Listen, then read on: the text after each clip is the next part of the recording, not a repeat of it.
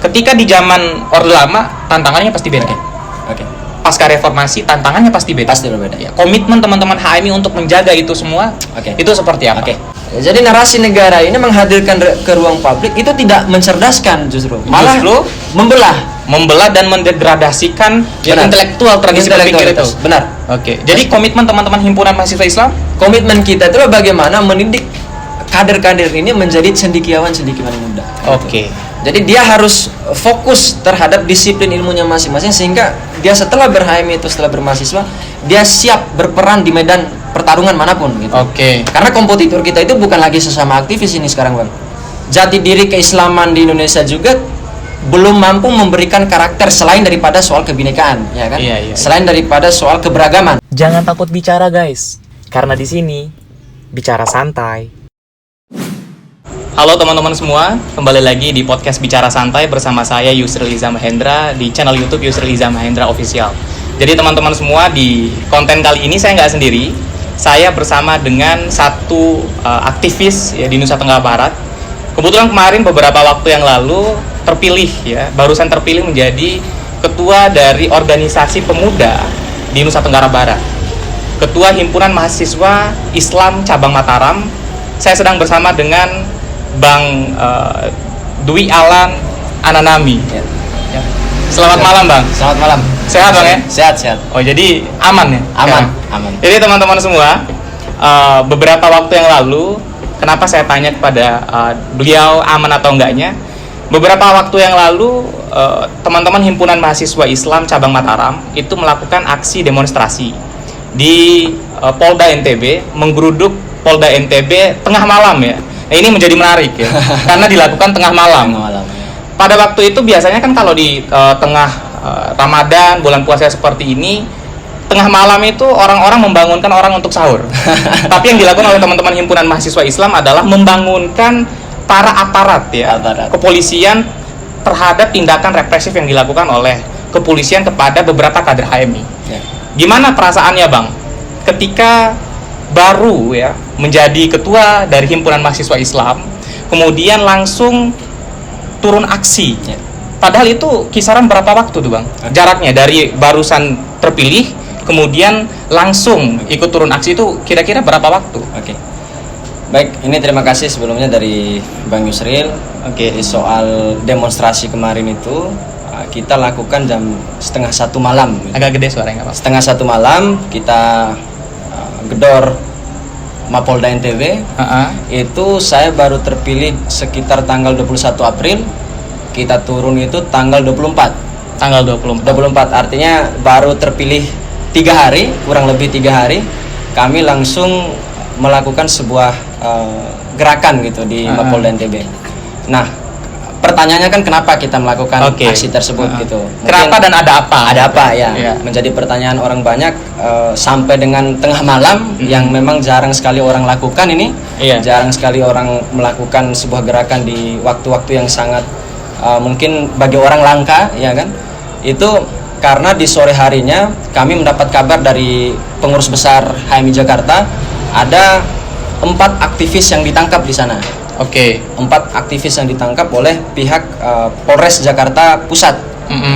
Nah, salah satu yang ditangkap ini yang menarik, Bang Yusril, itu adalah mantan ketua umum HMI Cabang Mataram, yakni abang kita Bang Andi Kurniawan. Jadi mau nggak mau HMI Cabang Mataram itu punya tanggung jawab moral.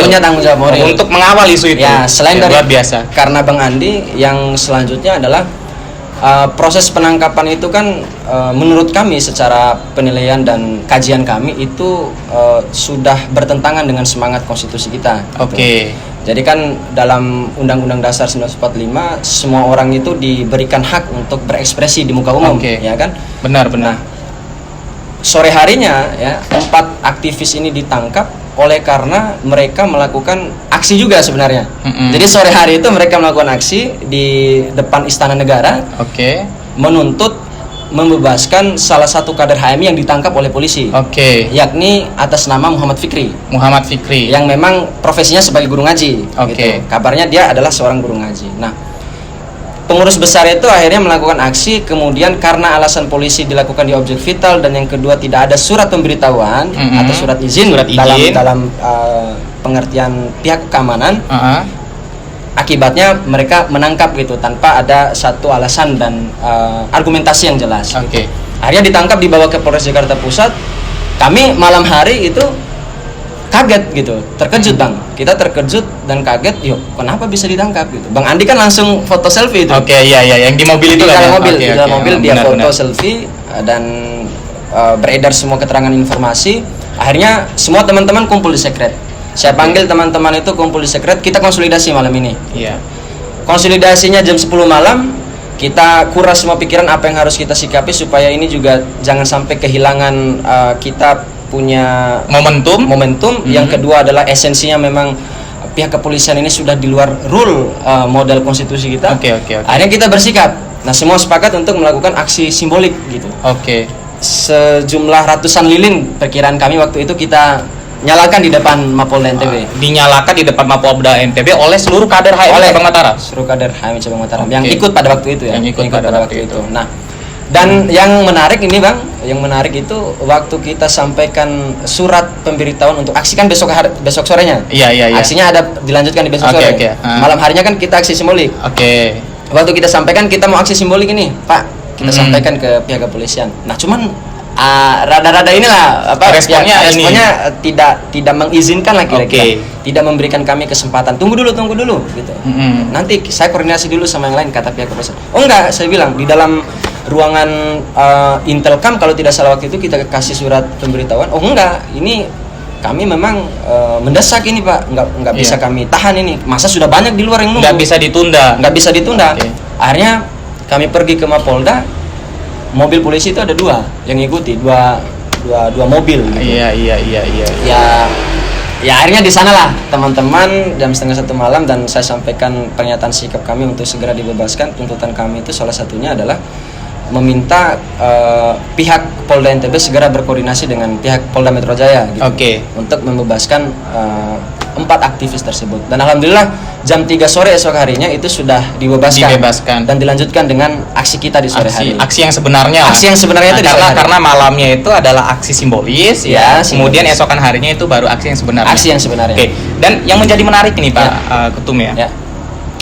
Teman-teman melakukan demonstrasi itu di tengah malam. Seperti yang saya sampaikan di awal tadi teman-teman. Biasanya kan di bulan Ramadan seperti ini kan pemuda ya atau masyarakat itu kan membangunkan orang untuk sahur. Sekarang Himpunan Mahasiswa Islam Cabang Mataram bukan membangunkan polisi untuk sahur, bukan. Tapi membangunkan kesadaran kepolisian bahwa harus ada keadilan dalam proses penegakan hukum. Harus ada kesetaraan dalam negara demokrasi. Karena seperti yang Ketua Himpunan Mahasiswa Islam bilang bahwa negara demokrasi, Indonesia kan negara demokrasi. Sebagai negara demokrasi kita harus mengamini adanya kebebasan berekspresi. Teman-teman dari Himpunan Mahasiswa Islam yang ada di Jakarta, pengurus PB, pengurus besar itu memberikan kritik sebagai bagian dari manifestasi kebebasan yang mereka miliki. Dan memang harusnya apa yang mereka lakukan harusnya dikawal kan. Itu udah menjadi amanat dari konstitusi. Benar. Iya, dan ketika itu terjadi nih Pak Ketua ya. Ketika misalkan penangkapan itu terjadi, respon dari teman-teman komisariat, komisariat kan istilahnya kalau di bawah di kampus, teman-teman komisariat itu seperti apa? Karena rentan waktu persiapan konsolidasi itu bentar sekali tuh. Cuman 3 jam itu langsung bisa bawa itu. Kalau saya lihat di media sosial rombongannya tuh panjang. Itu nggak main-main. Berarti ini menunjukkan bahwa keseriusan dari teman-teman Himpunan Mahasiswa Islam untuk bagaimana bukan hanya mengawal kader HMI tetapi memberikan kepastian bahwa kemerdekaan berekspresi itu harus tetap hidup di negara kita. Benar. Gimana itu kondisi di bawah itu Pak Ketua? Jadi kan saya tentu karena baru terpilih dan satu-satunya yang mewakili cabang gitu kan, karena belum dilantik sebagai formatur atau ketua umum. Waktu itu memang animo teman-teman di bawah ini sangat luar biasa, sangat luar biasa, dan saya harus menjemput semangat ini karena pada prinsipnya yang saya ingin jemput itu bukan hanya karena kita ingin turun aksi di tengah malam lalu mencari eksistensi, enggak. Yang pada esensinya adalah kami ingin mengingatkan terhadap negara, dalam hal ini lembaga penegak hukum, institusi penegak hukum, bahwa kesadaran masyarakat atau mahasiswa yang dalam hal ini adalah organisasi yang bernama HMI itu ingin kita tunjukkan solidaritas HMI itu sangat kuat di Republik ini. Ya, dan bukan hanya karena kader HMI yang ditangkap nih, bukan, tapi bukan. Bagaimana mereka memastikan bahwa kemerdekaan itu harus tetap ada di negara ini. Benar. Ya, kemerdekaan berekspresi itu harus tetap terjaga di negeri ini. Ini sangat menarik ya teman-teman. Menarik sekali menurut saya karena baru 3 hari dilantik, maksudnya baru 3 hari terpilih menjadi ketua himpunan mahasiswa Islam, langsung respon terhadap isu, isu kebebasan berekspresi. Ini sesuatu hal yang harus saya berikan aplaus ya kepada teman-teman mahasiswa karena teman-teman HMI ini kan tentunya punya tradisi berpikir, punya tradisi diskursus dan berdialektika. Apa yang mereka lakukan, tindakan-tindakan yang mereka lakukan untuk memastikan bahwa kemerdekaan berpikir itu harus terjaga, bukan hanya muncul begitu saja, tetapi melalui kurasan pikiran seperti apa yang disampaikan oleh Pak Ketua Umum tadi. Nah, ini Pak Ketua Umum, saya sangat tertarik ya ketika kita berbicara tentang himpunan mahasiswa Islam. Kita tahu bahwa HMI ini kan adalah satu organisasi yang memang sangat mempunyai peran penting ya dalam setiap perubahan sesi kehidupan di bangsa kita. Himpunan mahasiswa Islam ini adalah organisasi kepemudaan tertua mungkin ya tertua di Indonesia, pertama di Indonesia, itu terbentuk 1947 2 tahun setelah kemerdekaan. Tanggung jawab sebagai ketua umum ketika melihat sejarah besar organisasi ini, kemudian nama besar organisasi ini harus dibawa sampai mana organisasi ini, Pak Ketua? Oke. Jadi kalau bicara HMI ini memang sangat butuh perenungan yang mendalam bagi saya secara pribadi gitu. Kenapa akhirnya saya memilih untuk maju sebagai kandidat ketua umum HMI Cabang Mataram. Jadi yang pertama kan kalau dilihat dari historisnya HMI ini itu didirikan bukan tanpa sebuah ide dasar yang jelas gitu. Seorang Lafran Pane, pendiri HMI, menancapkan sebuah fondasi berdirinya organisasi ini karena 2 alasan, yaitu semangat keindonesiaan dan semangat keislaman. Jadi ada 2 variabel ini yang memang hari-hari ini kita selalu menjadikan itu sebagai sebuah diskursus gitu bagi kita. Nah, tanggung jawab amanah ini menurut saya sebuah penghargaan dan penghormatan yang luar biasa gitu. Kenapa? Karena dengan jumlah kader HMI Cabang Mataram yang bisa saya sebutkan 3.000 sampai 4.000 kader, dengan jumlah 18 komisariat, ini menjadi satu tantangan bagi saya untuk bagaimana mengelola sumber daya ini menjadi sebuah kekuatan gitu, gerakan mahasiswa. Nah, arah HMI ke depan yang ingin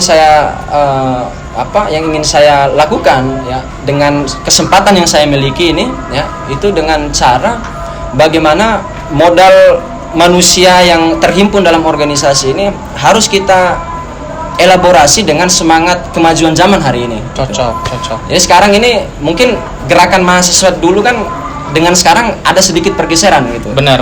Baik dari metodenya, baik dari seperti apa polanya, seperti apa skema gerakannya. Tapi semangatnya tetap sama. Nah, ini yang jangan sampai hilang. Iya, benar. Jangan sampai hilang karena perkembangan zaman teknologi dan informasi yang luar biasa pesat. Jangan sampai spirit berorganisasi dan bermahasiswa itu membela keberpihakan terhadap rakyat-rakyat kecil, terhadap prinsip-prinsip kemanusiaan dan konstitusi maupun Pancasila, itu jangan sampai hilang di kita. Karena HMI dengan Indonesia itu tidak bisa dipisahkan gitu. Antara HMI Islam dan Indonesia itu tidak bisa dipisahkan. Itu sudah kayak satu senyawa, satu kesatuan ya. Satu nafas gitu. Satu nafas antara organisasi ini dengan Islam dan Indonesia. Nah, oleh karena itu saya punya satu tujuan di mana organisasi ini dia menjadi kiblat gitu. Dia menjadi kiblat satu gerakan intelektual mahasiswa.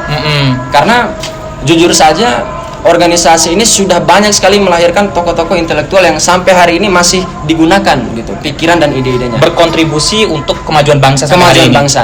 Kalau dulu misalnya ada tokoh yang bernama Nurholis Majid gitu pada saat itu yang mengusung tentang Islam kemodernan dan Islam toleransi dan sikap-sikap egaliter gitu misalnya. Sekarang kader-kader HMI harus gitu menjaga bagaimana tradisi intelektual itu tetap ada di bangsa ini dengan budaya pragmatisme dan budaya hedonisme di era modern sekarang lah gitu. Yang tidak bisa kita bendung. Tapi memang ya teman-teman semua, kita tahu bahwa dan kita bisa melihat ya kondisi perkembangan zaman. Saya teringat satu pesan dari seorang senior yang kebetulan juga orang himpunan mahasiswa Islam. Dia menyampaikan kepada saya, anak muda, seorang intelektual itu tidak boleh menjadi sampah zaman dan budak peradaban. Nggak boleh menjadi sampah zaman dan budak peradaban. Bagaimana caranya? Salah satu caranya adalah dengan menjaga intelektualitas. Karena kita tahu bahwa teman-teman himpunan mahasiswa Islam ini adalah salah satu organisasi yang memang selalu dan terus menjaga daya kritis, intelektualitas, diskursus, bisa bahkan di tempat-tempat ngopi seperti ini tuh dialektikanya luar biasa.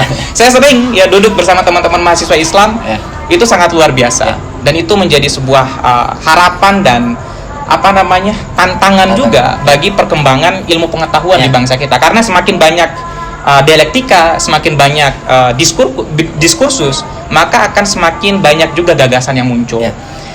Pak Ketua Himpunan Mahasiswa Islam, saya teringat di tahun 1928, ketika Sumpah Pemuda, peran pemuda begitu besar. Ketika awal kemerdekaan, ketika Soekarno dijemput paksa oleh kaum muda untuk memproklamasikan bangsa ini, itu peran anak muda.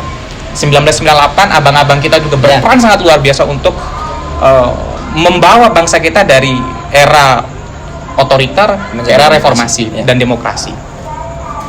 Ketika di zaman Orde Lama, tantangannya pasti beda. Pasca reformasi, tantangannya pasti beda. Pasti berbeda. Komitmen teman-teman HMI untuk menjaga itu semua, itu seperti apa? Sekarang kalau kita bicara tantangannya saat ini, memang ada sebuah ketika kita sudah mendiagnosa misalnya persoalan hari ini dengan pipa demokrasi yang begitu lebar ini, kan?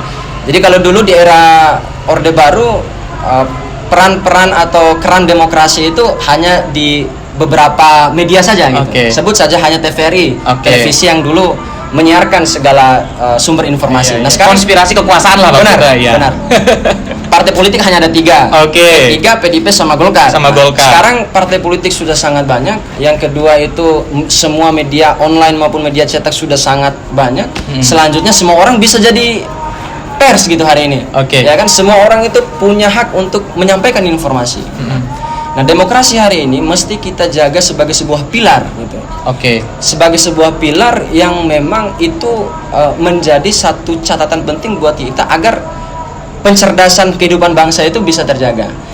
Saya ingin sampaikan bahwa hari ini menurut saya Bang Yusril, HMI sebagai organisasi kepemudaan Islam yang tertua di Indonesia, dia harus pandai-pandai melihat gitu, pandai-pandai menjaga bagaimana sumbangan-sumbangan narasi di media-media sosial itu harus diukur dengan baik, harus diukur. Nah, sekarang kalau kita lihat misalnya semua informasi bersebar, semua informasi orang mengkonsumsi itu tanpa ada filterisasi gitu. Nah, tentu yang harus kita rawat adalah literasi pemuda, ya kan? Literasi kaum muda ini harus terus ditingkatkan supaya tidak terjadi konsumsi berita-berita hoax di media massa itu masif dilakukan. Nah, kenapa akhirnya terpecah belahnya bangsa ini itu di ruang publik di media sosial? Karena tidak mampu, peran negara juga harusnya hadir sebenarnya untuk memilah mana kira-kira poin-poin atau pesan-pesan yang harus disampaikan di media sosial. Nah, ini menarik ya, ketika Pak Ketua HMI Cabang Mataram menyampaikan ada peran negara, peran negara untuk mengkomunikasikan setiap isu. Benar.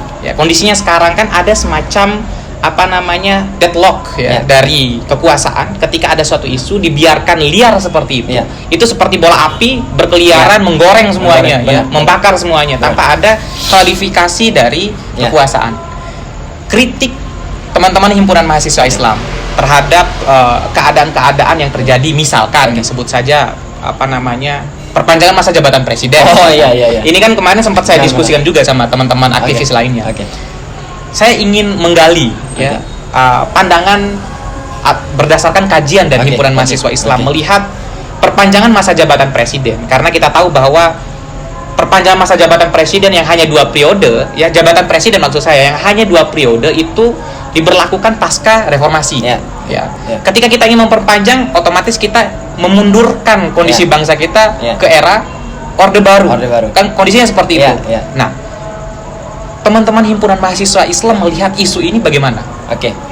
Jadi kemarin tanggal 11 April kita juga turun ke jalan sebelum saya terpilih menjadi ketua umum. Waktu itu saya posisinya ketua bidang PTKP cabang Mataram, dan sikap kita sangat-sangat jelas bahwa kita menolak gitu adanya wacana perpanjangan masa jabatan presiden atau penundaan pemilu. Karena ini justru akan merusak sendi demokratisasi di republik ini. Karena sayang gitu ketika misalnya Pak Jokowi punya angan-angan atau punya bisikan dari teman-teman atau kroni-kroninya untuk memperpanjang masa jabatannya dan memaksakan kehendak tersebut, generasi yang akan siap tampil di 2024 itu akan tersisihkan gitu.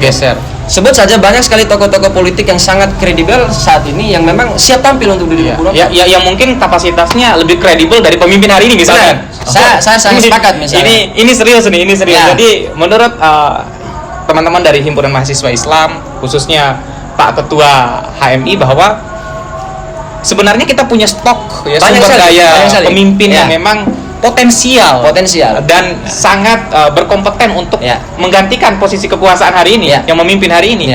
Kalau diundur artinya ada pengunduran generasi. Benar. Iya kan? Benar. Berarti misalkan kalau kita nih atau Pak Ketua HMI mau misalkan jadi presiden, kita masih butuh kita masih butuh waktu 60 tahun lagi misalkan kalau misalkan Pak Jokowi masih 20 atau 10 tahun lagi. Sekarang ini Bang, kita masih membicarakan tentang penundaan pemilu lah, jabatan presiden lah. Sementara negara-negara lain itu sudah jauh membahas hal-hal yang bersifat sains dan teknologi gitu. Jadi narasi negara ini menghadirkan ke ruang publik itu tidak mencerdaskan, justru malah membelah dan mendegradasikan intelektual tradisi berpikir itu. Benar. Jadi komitmen teman-teman Himpunan Mahasiswa Islam, komitmen kita itu bagaimana mendidik kader-kader ini menjadi cendekiawan muda. Jadi dia harus fokus terhadap disiplin ilmunya masing-masing sehingga dia setelah berHMI itu, setelah bermahasiswa, dia siap berperan di medan pertarungan manapun gitu. Karena kompetitor kita itu bukan lagi sesama aktivis ini sekarang, Bang. Kompetitor kita itu orang-orang yang kuliah di luar negeri datang ke Indonesia. Mungkin orang-orang asing yang datang kerja di Indonesia, kita sekarang ini tidak punya kapabilitas, ya kita akan tersingkirkan gitu. Sehingga Himpunan Mahasiswa Islam muncul kemudian untuk memastikan bahwa anak muda kemudian terus terjaga intelektualitasnya. Benar. Anak muda mahasiswa bisa bersaing. Pada kondisi zaman seperti apapun. Walaupun misalkan sekarang milenial, sekarang Gen Z generasi Z. Himpunan Mahasiswa Islam kemudian selalu muncul untuk kemudian menjaga tradisi berpikir. Saya teringat satu tradisi yang ini mungkin hilang di ruang-ruang publik kita. Padahal founding persons kita, pendiri bangsa ini, itu sudah menancapkan satu chip, yakni tradisi berpikir, di mana dialektika dilakukan ketika sebelum kemerdekaan, bahkan ketika negara ini baru seumur jagung. Dialektika itu dirawat. Nah hari ini dialektika itu yang dibatasi. Jadi ketika kita memberikan kritik kepada kekuasaan, kita dianggap sebagai orang-orang yang radikal misalkan. Kemudian ditangkap. Sedangkan orang yang memuji kekuasaan itu adalah orang-orang yang itu bagian dari kebebasan ekspresi mereka. Padahal kan kalau kita melihat demokrasi, kita melihat kebebasan berekspresi tadi, harus ada kesetaraan argumentasi. Demokrasi itu menghendaki adanya kesetaraan argumentasi. Jadi apabila misalkan ini kritik dari Ketua Himpunan Mahasiswa Islam dan dari podcast ini, bahwa ketika kita ingin merawat demokrasi, ketika kita ingin merawat intelektualitas, maka kita harus memberikan keleluasaan kepada seluruh insan muda, memberikan kritik, mahasiswa untuk memberikan kritik dan menyampaikan apa yang mereka ingin sampaikan kepada kekuasaan. Karena kondisi negara kita hari ini kan sedang tidak baik-baik saja. Sangat benar. Sehingga jargon dari teman-teman mahasiswa itu selalu pasti hidup mahasiswa, kemudian hidup rakyat. Nah kalau HMI apa jargonnya? Kita kalau jargon di HMI itu yakuza biasanya kan? Yakin usaha sampai. Tapi kalau memang berbicara tentang persoalan-persoalan rakyat, kita tentu semangat kita sama. Jargon kita pasti sama kalau berbicara tentang orang banyak atau masyarakat secara umum. Hari ini memang kita bisa akui misalnya hari ini Indonesia dengan negara-negara lain misalnya. Kalau kita tarik secara internasional ini, Bang. Dulu Indonesia dengan Korea Selatan itu sama-sama merdekanya. tahun 1945, sama-sama di bulan Agustus. Nah, pertanyaan kita, kenapa Korea Selatan bisa lebih maju? Lebih maju dari Indonesia. Dari Indonesia, padahal secara kemerdekaan mereka sama-sama merasakan kemerdekaan di waktu yang sama. Nah, mereka juga pernah merasakan negara otoriter birokrasi. Bung Karno waktu itu dia mengeluarkan kebijakan demokrasi terpimpin, ya kan, di mana semua keputusan harus terpusat darinya. Begitupun dengan Korea Selatan, waktu itu fase-fase 15 tahun pertama kepemimpinan di Korea Selatan itu begitu. Nah, sekarang pertanyaannya, Indonesia dengan Korea Selatan posisinya sejajar atau tidak? Iya. Kalau secara analisa pengamatan dari jauh misalnya, hari ini sangat timpang gitu. Antara Indonesia dengan Korea Selatan. Korea Selatan menjadi negara corong inovasi teknologi, otomotif. Terus teknologi, ya kan? Dan jangan lupa K-pop, drama dan sebagainya. Drakor misalnya, yang jadi apa istilahnya? Yang jadi kekaguman bagi masyarakat muda di Indonesia kan. Justru budaya-budaya Korea Selatan lebih menjadi sorotan ketimbang budaya Indonesia. Ini ada apa? Ada pergeseran nilai ini berarti. Itu makanya. Nah, berarti ada sesuatu hal yang nggak beres nih. Jadi benar ya. Peran-peran budaya, peran-peran kebudayaan di bangsa kita ini artinya juga tidak dipikirkan oleh pemerintah hari ini. Jadi gini, saya nggak usah ngambil Korea deh. Kita bandingin aja sama Cina. Cina kan merdekanya setelah Indonesia merdeka itu. Kalau nggak salah 4 tahun atau 5 tahun setelah Indonesia merdeka. Artinya dia jauh lebih muda kalau dilihat dari usia kemerdekaan daripada Indonesia. Kita bisa lihat sekarang, Cina menjadi salah satu kekuatan ekonomi dunia. Benar. Indonesia di mana posisinya kan gitu. Saya sempat buat tulisan ya ketika di tahun 2019 kalau nggak salah. Indonesia ini adalah negara yang hilang. Padahal kita sumber daya punya, sumber daya alam ya. Sumber daya manusia siapa yang meragukan pemikir-pemikir bangsa kita? Bahkan di dunia internasional, Bung Karno misalkan, itu kan salah satu pemikir dunia. Bagaimana dia mencetuskan gerakan non-blok misalkan. Kemudian dari segi power ya, sebagai suatu bangsa yang besar, bukan hanya karena kepulauan tapi karena kita ini adalah salah satu negara demokrasi terbesar dunia. Kita punya potensi sebenarnya untuk berbicara di dunia internasional. Apalagi misalkan kita sebagai negara mayoritas Islam ya terbesar di dunia, harusnya kan mempunyai peran strategis. Itu maksud saya. Misalkan sekarang nih, ketika ada perang Ukraina Rusia misalkan, atau enggak dulu ketika Cina dan Amerika misalkan, ya ada perang ekonomi. Nah, Indonesia ini sebagai negara Islam ya terbesar dunia harus juga mempelopori satu blok baru. Kalau Bung Karno dulu misalkan, ini pemikiran saya aja. Kalau Bung Karno dulu itu menggerakkan gerakan non-blok ya sebagai antitesa dari Uni Soviet dan Amerika waktu itu, ya Indonesia sekarang untuk menjadi antitesa dari Amerika dan Cina harus juga mengakomodir satu gerakan baru, yaitu kekuatan negara-negara Islam. Menurut saya harusnya ada kekuatan ekonomi Islam. Ketika kita berbicara tentang kemajuan ekonomi, menguasai ekonomi global, Indonesia harusnya menjadi salah satu negara atau pencetus pelopor lahirnya pikiran ekonomi besar untuk menghimpun negara-negara Islam yang ada di seluruh dunia. Karena tradisi itu kan sudah kasarnya terinstall, diajarkan oleh Bung Karno. Gerakan non-blok, kita juga harus ambil sikap dengan mencetuskan gerakan kekuatan ekonomi Islam. Nah, menurut teman-teman himpunan, ketika saya berbicara tentang ekonomi Islam, dan kemudian menjadi satu senjata untuk menguasai ekonomi global, himpunan mahasiswa Islam melihat kondisi ini dalam tataran nasional aja, misalkan regional kita, itu sepenting apa ekonomi Islam ini? Jadi sangat jauh dari kata sanggup Indonesia saat ini, Bung Yusril, untuk menjadi sebuah kekuatan atau antitesa bagi negara-negara adidaya saat ini. Jadi kalau dulu misalnya Bung Karno dia keluar dari PBB, dia mendirikan satu organisasi yang bernama Ganevo. Ya kan? Yang kedua, dia mampu menghadirkan konferensi tingkat tinggi Asia Afrika di Bandung 1955. Itu. Nah, sekarang ini peran-peran dari presiden selaku pemimpin atau kepala negara dan kepala pemerintahan kita nggak pandai membaca momentum ini. Sebenarnya sebenarnya dengan pertarungan antara Cina dan Amerika, perang ekonomi global ini, ya kan, ditambah dengan perang militer antara Rusia dan Ukraina. Kalau bicara tentang ekonomi Islam, hari ini dunia Islam tidak solid. Dunia Islam pun nggak solid. Dunia Islam tidak solid. Jati diri keislaman di Indonesia juga belum mampu memberikan karakter selain daripada soal kebinekaan, ya kan? Iya. Selain daripada soal keberagaman.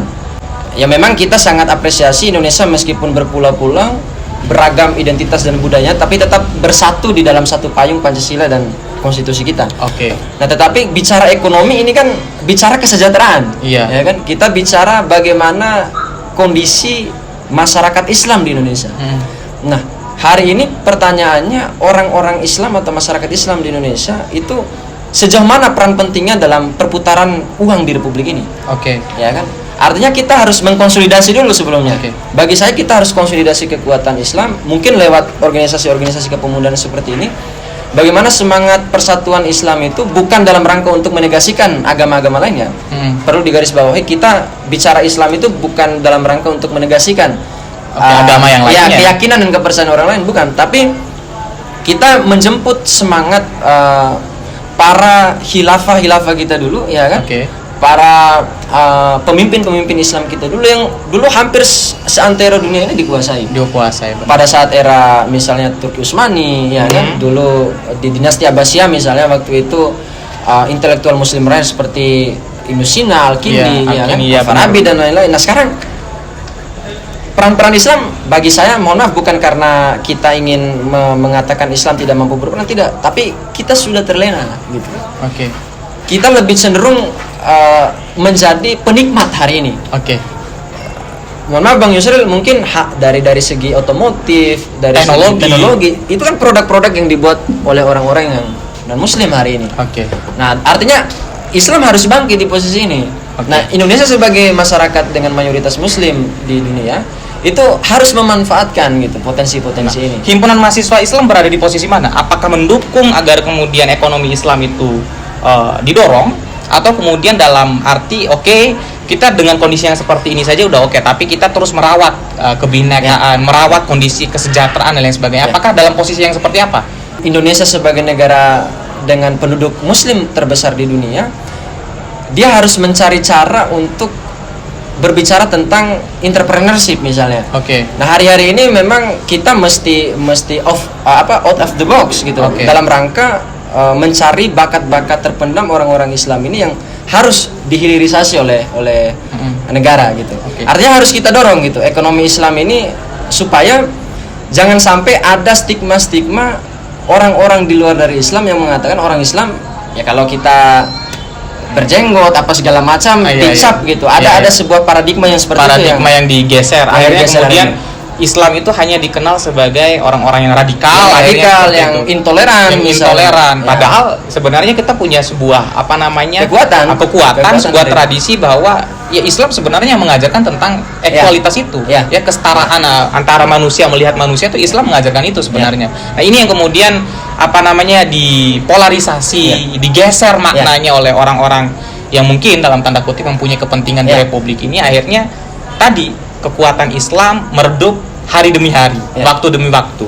Jadi kalau bicara tentang komitmen keislaman dengan bagaimana kesejahteraan ini bisa tumbuh misalnya Bang Yusril, jadi kita ini sedari awal berdirinya organisasi ini, HMI itu dia secara ideologi secara filsafat pandangan berorganisasinya, dia itu mengambil jalan di mana tidak berbicara Islam secara syariat gitu.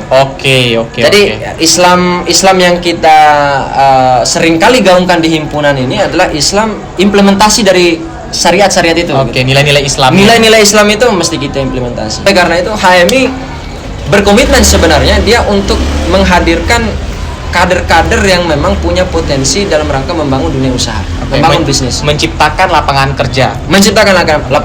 Ini untuk terakhir Pak Ketua Himpunan, pesan dari Ketua HMI yang terpilih baru dilantik untuk seluruh kader ataupun untuk seluruh teman-teman mahasiswa untuk terus bagaimana menjaga ya intelektualitas mereka. Karena saya perhatikan di dunia kampus ada pergeseran nilai. Pergeseran nilai.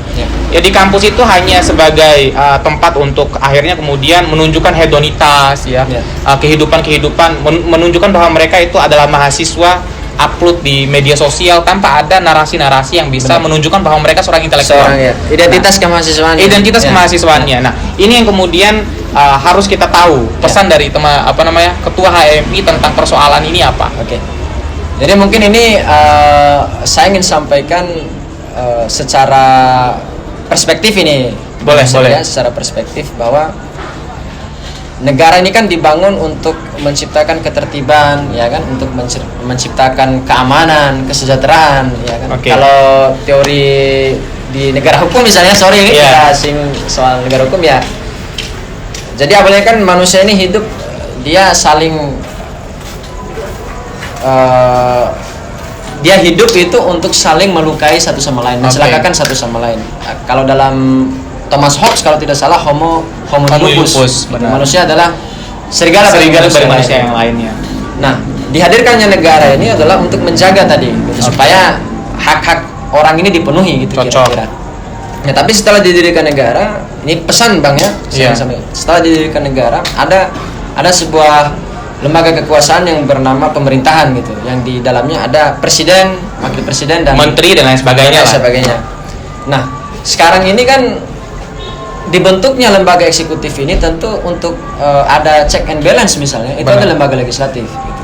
Itu adalah DPR RI di daerah ya DPRD gitu. DPRD. Itu stimulus untuk dibentuknya lembaga ini kan untuk menggonggongi kekuasaan. Karena kekuasaan itu selalu dekat dengan kesewenang-wenangan ya. Abuse of power. Kalau ada giumnya itu power tends to corrupt, power absolute corrupt absolutely. Ya, kekuasaan yang absolut itu selalu korup dan korupnya pasti absolut. Benar. Jadi dia harus diawasi terus. Diawasi terus oleh lembaga perwakilan, dalam hal ini adalah DPR RI maupun DPR di daerah. Karena masyarakat sudah tidak percaya dengan DPR RI misalnya atau DPR hari ini yang memang menjadi penyambung lidah rakyat. Artinya masyarakat sudah melimpahkan kepercayaan ini terhadap sebut saja terhadap pers gitu. Nah, karena nggak mampu dikontrol oleh kekuasaan, pers akhirnya berperan untuk mengontrol kekuasaan. Tapi kan pers juga hari ini banyak juga dari orang menteri lah, inilah itulah sebagainya. Pers sudah tidak bisa menjadi corong rakyat, penyambung lidah rakyat. Akhirnya masyarakat berperan sendiri mengontrol kekuasaan. Artinya karena dua lembaga atau dua pilar demokrasi ini sudah tidak sanggup, itulah yang menjadi satu keharusan bagi kita mahasiswa. Karena lembaga legislatif maupun pers hari ini yang kita duga ya saat ini sangat-sangat dekat dengan kekuasaan dan berselingkuh dengan kekuasaan, peran mahasiswa dan peran organisasi contohnya seperti HMI itu harus menjadi alternatif untuk mengawasi bagaimana gerak-gerik kekuasaan supaya tidak terjadi tadi korupsi, nepotisme, kolusi dan lain-lain. Benar-benar saya sepakat sekali. Akhirnya kemudian ini juga menjadi catatan ya. Jangan heran kemudian ketika mahasiswa, anak muda, teman-teman dari HMI kemudian terus mencecar, terus mengkritisi kekuasaan. Jangan heran, kenapa?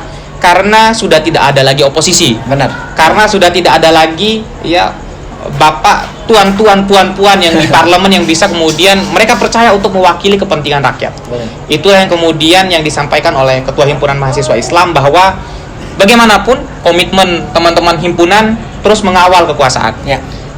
Teman-teman himpunan menjadi manifestasi dari rakyat. Benar. Itu kesimpulan saya dari untuk apa umat dan bangsa. Untuk umat dan bangsa. Karena himpunan ini selalu berbicara tentang keumatan dan kebangsaan. Itu menjadi sesuatu hal yang penting dan harus kemudian terus kita jaga agar kemudian proses demokrasi, ya, kebebasan berekspresi dan juga intelektualitas bagi seorang pemuda dimanapun di seluruh Indonesia itu bisa terjaga dan terawat. Dan ya, Himpunan Mahasiswa Islam menjadi salah satu pondasi lahirnya mahasiswa intelektual kampus, bahkan intelektual pemikir di bangsa ini. Ya, terakhir dari saya, Yusril Iza Mahendra, mudah-mudahan kalian teman-teman semua selalu sehat dan kita dijaga dalam nalar kritis. Mungkin ada ucapan ya dari Pak Ketua Himpunan untuk teman-teman yang beberapa waktu yang akan datang akan Idul Fitri. Oke. Ya, ucapan khusus dari Ketua Himpunan Mahasiswa Islam kepada seluruh rakyat Indonesia atau khususnya kepada para penonton setia di channel YouTube ini. Oke, terima kasih sebelumnya karena sebentar lagi ini kita akan melaksanakan ibadah gitu Idul Fitri. Tentu di hari yang sangat suci ini menjelang Idul Fitri, kami ingin menyampaikan minal aizin gitu, wal faizin, mohon maaf lahir dan batin. Dan yang kedua, setelah Idul Fitri kita harus kembali bersemangat gitu kan. Aktivitas sebagaimana mestinya, mahasiswa juga harus kembali ke kampus masing-masing. Jangan lama-lama di kampung lah gitu kan. Jangan lama-lama di kampung karena kampus itu butuh gitu peran-peran mahasiswa untuk menjadi agen yang bisa memperjuangkan hak-hak publik. Karena esensi dari Islam itu kan mendorong amar ma'ruf dan nahi mungkar. Amar ma'ruf nahi mungkar. Dan ada satu buku yang saya baca, buku dari Fathullah Gulen, ya seorang pemikir dari Turki, menyatakan bahwa tugas pertama seorang manusia itu adalah manusia yang bermanfaat untuk orang lain. Ya, amar ma'ruf nahi mungkar itu menjadi tanggung jawab kita bersama. Dan Himpunan Mahasiswa Islam menjadi pelopor itu untuk menjaga terus bagaimana ya kemungkaran itu bisa kita berantas dan kita semua bisa menjadi manusia-manusia yang sehat secara pikiran dan intelektualitas. Amin. Saya Yusril Iza Mahendra ya mengundurkan diri bersama dengan seorang intelektual muda kampus dan aktivis dari Nusa Tenggara Barat menyampaikan salam hangat. Mudah-mudahan kita semua selalu dijaga dalam sehat. See you next time. Terima kasih. Wassalamualaikum warahmatullahi wabarakatuh. Assalamualaikum warahmatullahi wabarakatuh. Terima kasih banyak. Sama-sama. Luar biasa. Sorry Bang, kebanyakan. Iya, nggak apa-apa.